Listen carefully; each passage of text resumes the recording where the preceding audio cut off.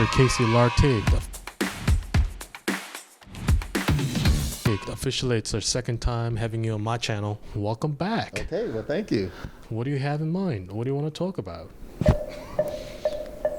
I have no idea. You know, we both know that you went to Harvard and that you got a lot to talk about. Yeah, so let's start with the very simple question. Why would people like to go to Harvard? I can talk about how many people try to go there every year. So in a typical year now, more than 50,000 people apply to Harvard, Harvard College, and only about 2,100 get accepted every year. Of those 50,000 people, there are probably many more who think about it, but they don't go through the process. Now, why they want to go? I mean, there's too many answers and too many different reasons for that. Even of those people who get accepted to Harvard College, about 2,100 every year, about 500 say no. There are different reasons that they decide not to go, but I cannot answer why people want to go to Harvard because there's just too many different answers to that question. Let's just think about Korean domestic situation. Okay. People who would like to go to number one college, which is Seoul National University. Okay. Why would people want to go there? First of all, Korean parents tell their kids when they see some potential from their children, and then they start to telling off, like saying, hey, I know it's hard because you're young children. You like to go out and hang out with your friends and spend some time with that. But if you could invest some of your time and energy as early as possible and make it to Seoul National University, then your life later on will be much easier than the average people.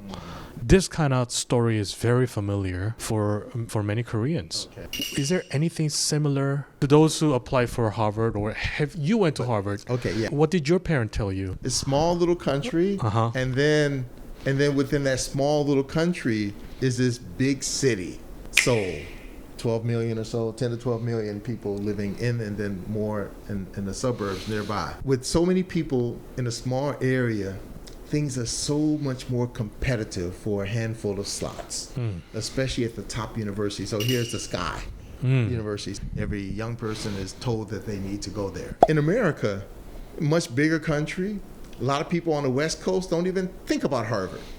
Okay, not even considering applying. And then within the country, there's not this like, oh, you need to go to the top university, and I'll be disappointed if you don't make it. Now, are there people like that in the USA? Sure. But I would not begin to compare the drive that South Koreans have to get their children into the best schools. One wonderful description that I heard about South Koreans years ago is that when it comes to education and their children, Korean parents are like water going down the mountain, going around every obstacle, and just keep going. Doesn't matter what the government policy is, doesn't matter if they're not supposed to allow to have private tutoring, doesn't matter about so many things. They're on their way to their goal, and that is to get their children into the best possible school. There are some people in the USA who really want their children to go to somewhere like Harvard or Yale, but I don't think that's the general case as it is in South Korea. Now, I know for a lot of Koreans, there's only Harvard College. Other places at Harvard don't matter. I read online that there are about 300 Koreans at Harvard overall. Typically about 40 South Koreans at Harvard College. Do you know other schools at Harvard? There's, of course, Harvard College, which people take a look at, pay so much attention to, but there are 13 schools and training, professional schools at Harvard. Harvard Law School, Harvard Business School. Sure. Of course, my school, Harvard Grad School of Education. America is the country of second chances. America is the country you can always find a different way. In Korea, you're supposed to get in from high school, and that's what people judge you on. Every year, South Koreans have the sunung. Okay, once a year.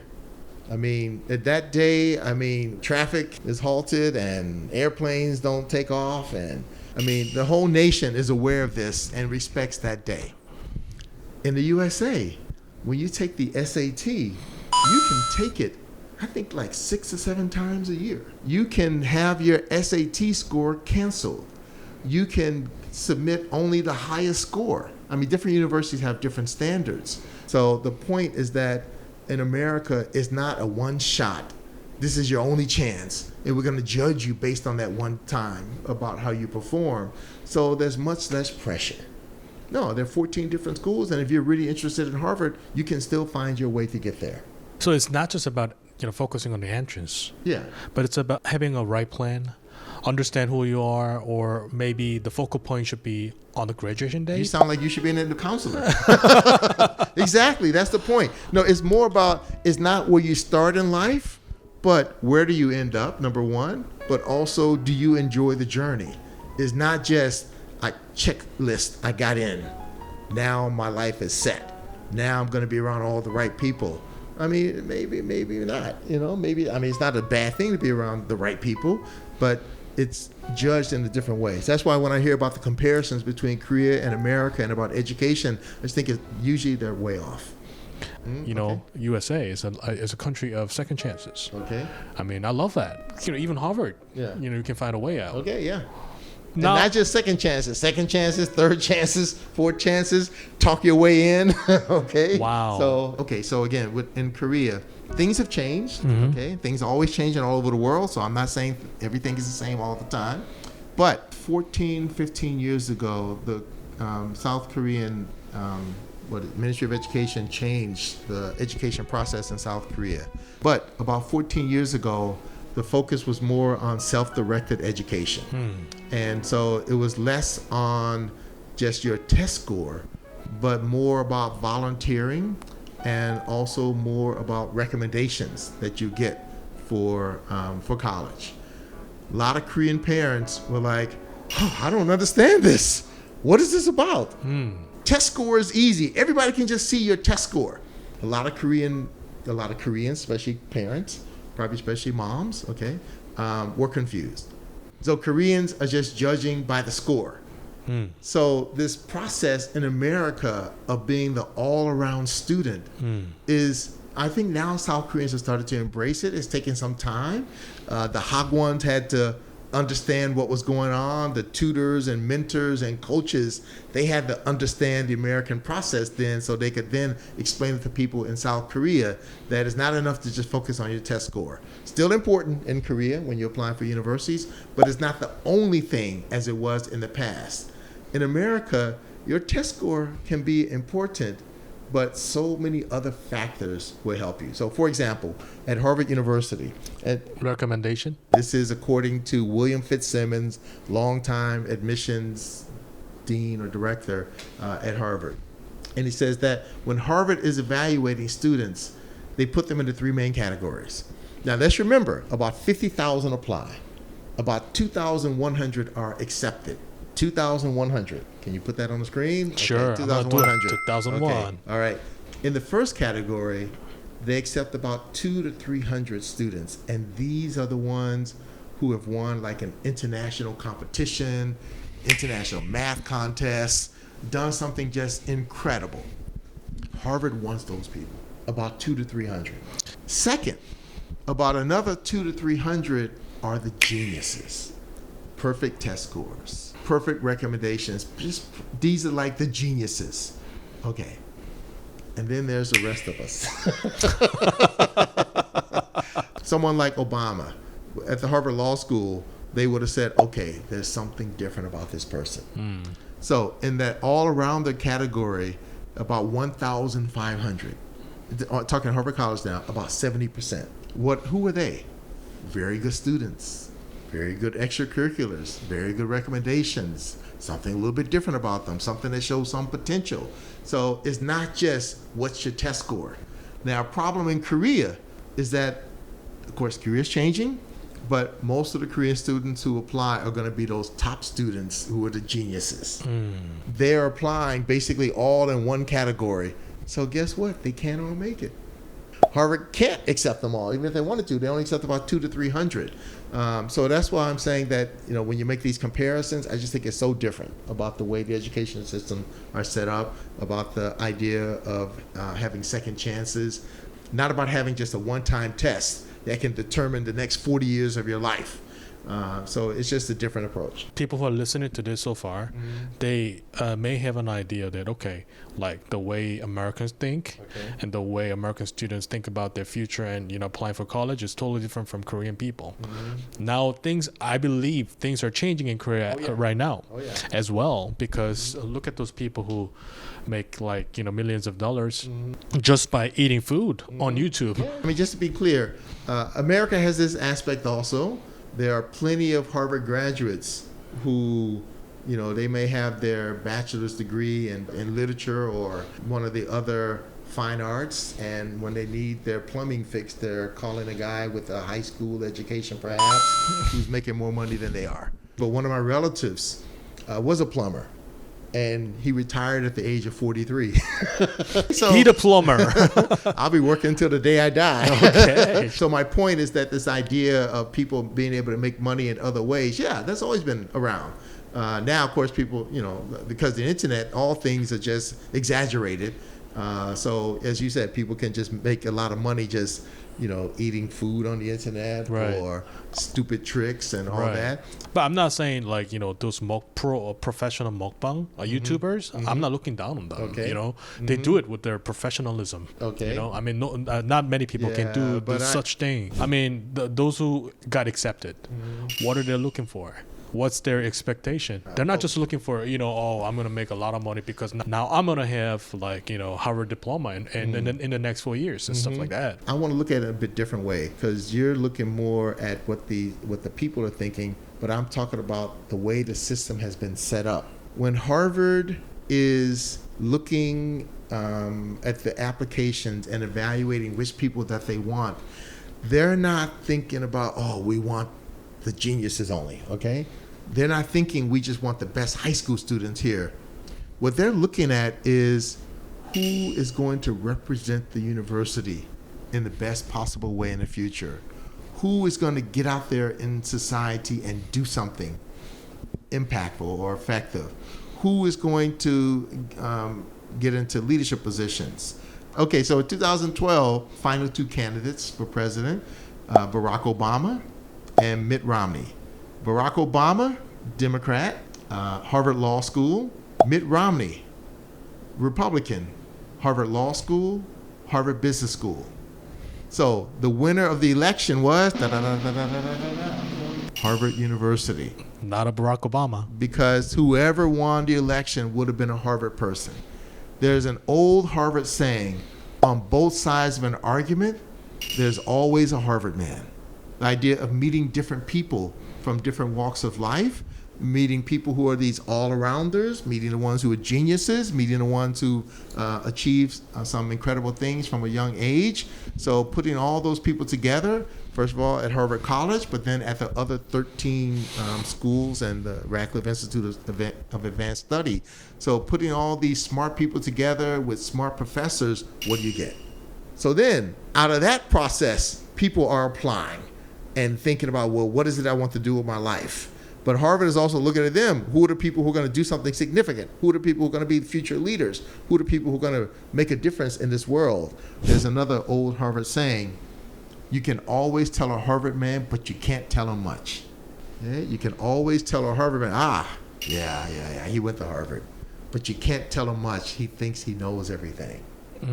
Okay? So who are going to be those people that people are going to say, yes, he went to Harvard, I should have known. They might be doing something special in their field. And then you look and you see, Harvard connection.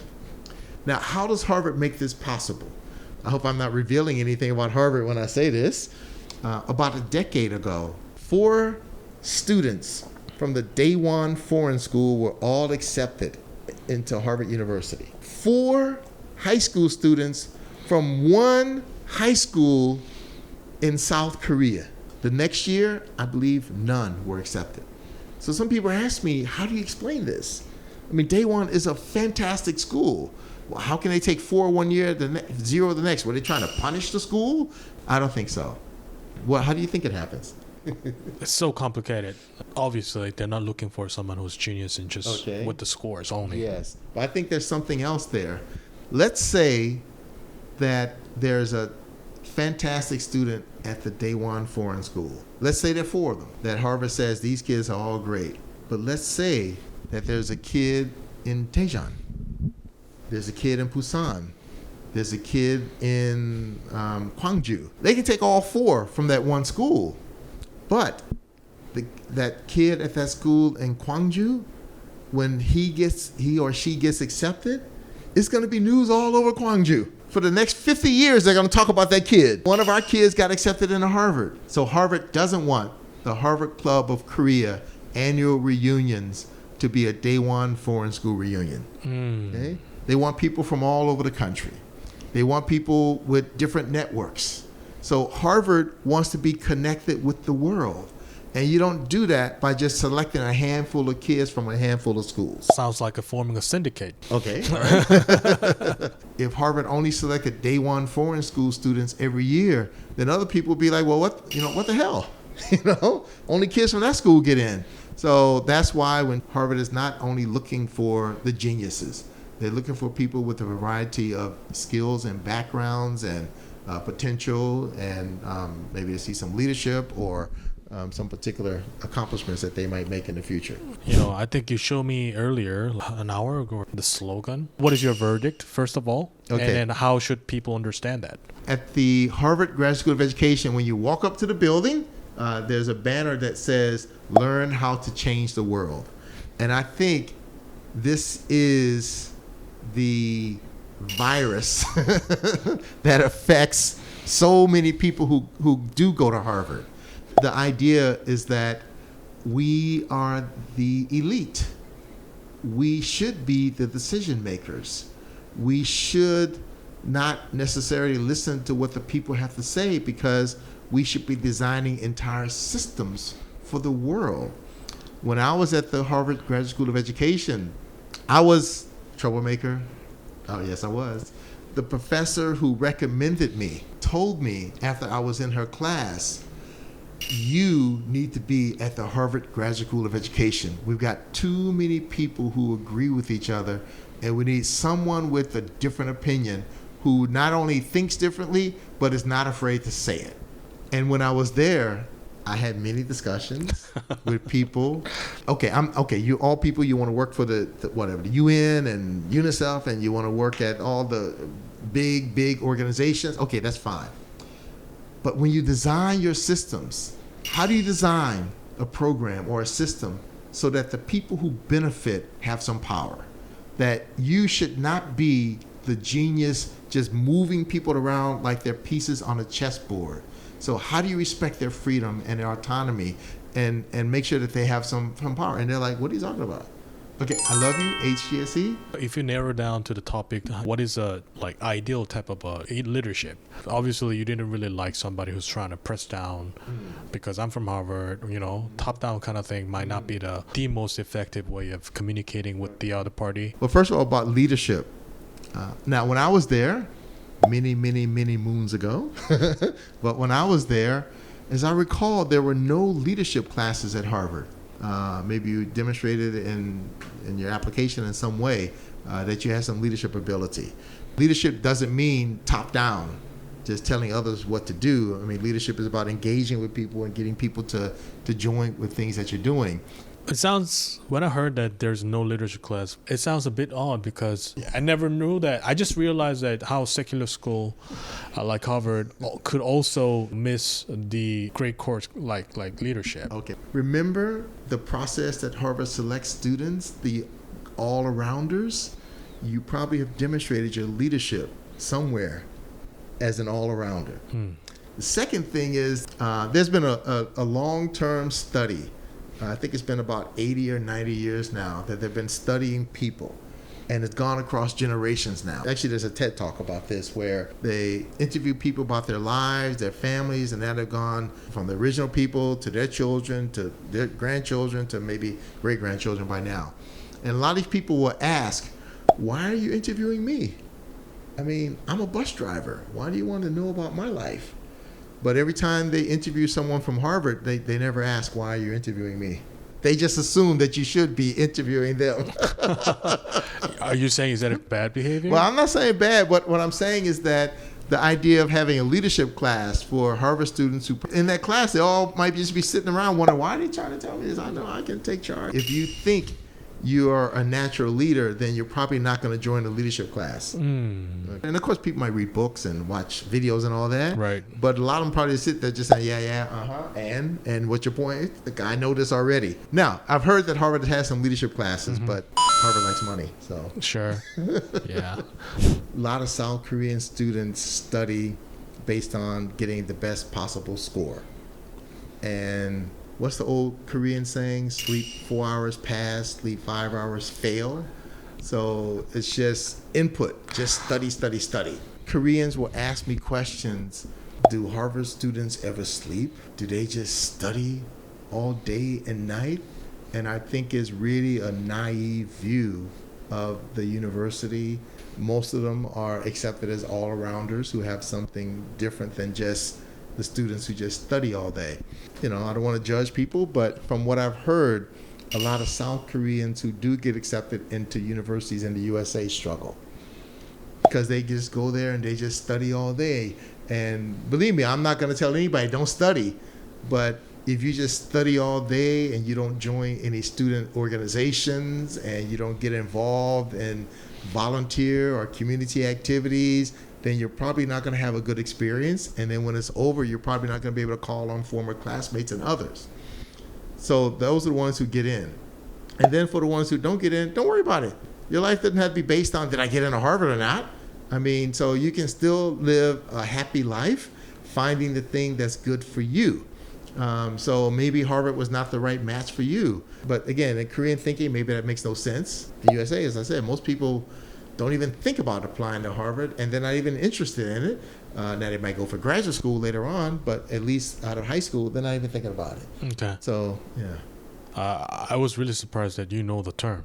Sleep 4 hours. You get it. Sleep 5 hours. You slip. You know, that kind of stuff. Oh, wow. I've heard it like a long time ago. Right, and exactly. I didn't believe it when I first heard it. Right. But in Korea, that's the way. You have bad grades, you didn't study hard enough. Not if you have bad grades, if you don't have perfect grades, you didn't study hard enough. So it sounds like they're not just looking for somebody who's going to work harder, like especially like, you know, sitting on the table and studying hard, but they're looking for something more active. I was in a conversation with some Koreans, and Ban Ki-moon's name came up, former UN Secretary General. Well, I think probably I mentioned that he had graduated from Harvard. And then they said, no, he didn't. And I said, yes, he did. He didn't graduate from the real Harvard. He graduated from the Kennedy School, which is an important and influential school. I'm not saying perfect or great or anything, but so many Koreans, again, just look at Harvard College is the greatest in the world. And they don't recognize that Harvard is not judged by the way Koreans judge it. I mean, I'll say that Harvard doesn't have necessarily the best students in the world, depending on how you judge them. If you're saying the best test takers, probably not. Most influential people, I mean, there have been 46 U.S. presidents, 8 of them graduated from Harvard. You look at the Supreme Court, there are 9 justices on it, and typically about 5 or 6 of them graduated from Harvard. You look at the U.S. Congress, I forgot the exact numbers, but a large percentage of them graduated from Harvard. Now, maybe that's why America's in so much trouble. I mean, all these Harvard people, it's about the potential. Years ago, I was on a call with the number 2 person in charge of admissions at the Harvard Grad School of Education. And I asked the question, why do so many Koreans struggle and not get accepted into Harvard? I mean, great test scores, I mean, all that, so we know that. And without hesitating, he said there are 2 reasons. Number 1 is this personal essay, the statement of purpose, that they all sound the same. And they know that a lot of them are written by the hagwon teachers or coaches or the special institutes set up for college admissions. From the eyes of Harvard, they all look the same. It's almost like this term spec, that is almost just like a checklist. You know, I studied abroad, I was debate. They're not looking for a checklist. They're looking for more like, Did you get involved and make a difference? Did you join and did you become a leader? What was the outcome? What were the lessons that you learned? I've also read essays of Koreans applying, and they all read the same to me too. And then when they try to explain that they've learned some lessons, there's always, at first I didn't really want to do it, but I was forced to do it. And then after I did that activity, I learned the lesson of so-and-so thing. And they all read the same. Second issue that he mentioned is that for so many of the South Koreans who apply for Harvard, they'll get a recommendation from somebody influential, maybe a congressman or somebody that, oh, they're going to respect that I know this person. There's an old story, which again, I don't know if it's true, but I heard in the past that there's a Harvard student who got a letter of recommendation from Richard Nixon, President of the United States. I mean, that's a big deal to get a letter of recommendation from the President of the United States. The way I heard it explained is that the letter read, "To whom it may concern, Casey Lartigue is an outstanding young man, and he would do well in this world. Signed, Richard Nixon." Now, what's wrong with that? It's just like QC mark. This machine is safe enough to be used. It doesn't say who you are. It doesn't say anything about your potential. It doesn't say anything about why I think this person's going to make a difference in the world. It doesn't say anything about what I've observed about this person over the last 3 or 4 years. I mean, you know the president, okay, that's big, but maybe the guy's father worked for the president and he just, as a favor, can you write a letter for my son? So that's the second problem, that Koreans don't realize that it's not about who you know when it comes to your recommendations, but it's more about what do they know about you, and what can they say about you, and what can they explain about you, so that Harvard looks at this and says, aha, all-rounder. It doesn't have to be that I've got to get into Harvard. It's more about, are you living a happy life? Okay? Are you doing the kinds of things that you want to do? Point is that, yeah, it doesn't have to be about Harvard, but how do you conduct yourself in your daily activities and interactions with people? And that is by understanding something about them and also communicating and showing who you are as a person, so you can have deeper relationships with people. And you got to be proactive. Oh, yeah. Not definitely. passive. Not actually applying for Harvard, but if you have one of those experiences, like apply to yourself in your own field. That's how you make your vague dream or hope into something realistic. Right. I mean, you asked great questions and great observation also. What I say about that is, still you have to consider your audience and who you're dealing with. Still, within Korea, they're not quite ready for this. As I said, when the South Korean system changed to more of self-directed education, a lot of parents had to be pulled and dragged to that process. And still, I think a lot of people still aren't that comfortable with it. I mean, just having their kids prepare for a test. So you still have to think about your situation. And if you're in Korea dealing with Korean institutions, they might not be ready for this. Okay? But if you're dealing with people from around the world, and the world is global, then you might have to think a little bit differently than just the Korean way.